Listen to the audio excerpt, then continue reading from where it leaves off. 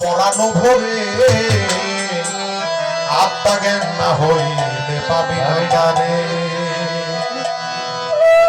ওরে আল্লাহ আল্লাহ বলে ডেকে উদ্দেশ্য না পেলে তার, ওরে নহে দূরে অতি কোলে নিকটে আছে তোমার।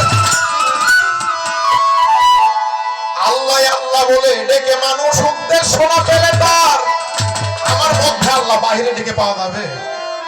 নহে দূরে অতি কোলে নিকটে আছে তোমার। ও হুয়া মায়াকুম আইনা মাকুম,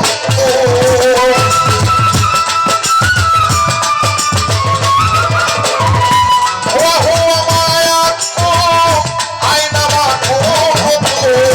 দেখো ফুরকা সুরা হাবিবের মাঝে আত্মা জ্ঞান না হইলে পাবি না তারে শিষ্য, আত্মা জ্ঞান না হইলে পাবি না তারে।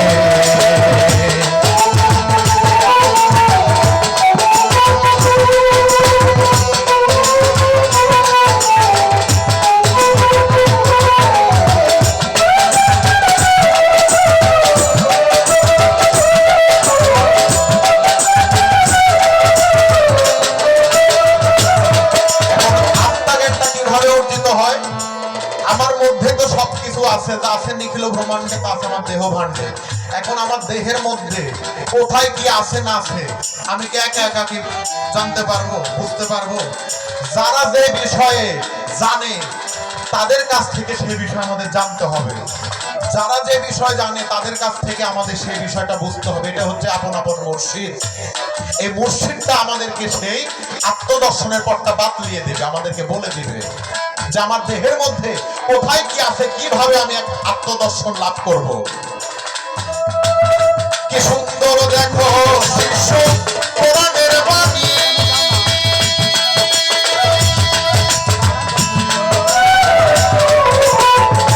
এটা শোনে দুনিয়া বসে আর এটা শোনে আল্লাহ কাদের গনি। তুমি তোমাকে চিনো না তাই আল্লাহকে দেখো না।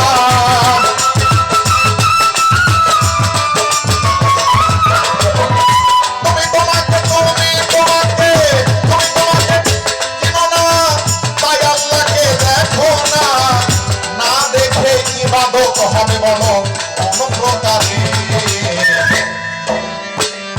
মারিফতে দলিলের মধ্যে আল্লামা সাজ্জাদ হোসেন বলেছে, হিলিয়াতুল আউলিয়ার মধ্যে একটা হাদিস আসছে যে না বুঝে ইবাদতকারী কলুর বলদের ন্যায়, না বুঝে ইবাদত করা কলুর বলদের ন্যায়। আচ্ছা আমি যে কাজ করছি কাজের যদি মূল্যায়ন না বুঝতে পারি, আপনি একটা কাজ করলেন সারাদিন, সেই কাজের যদি পারিশ্রমিক না পান ওই কাজটা করবেন আপনি?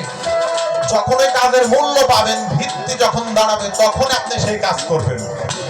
আর যদি কাজের মূল্য না পান তাহলে সেই কাজ আপনি করবেন না। তাই বলছে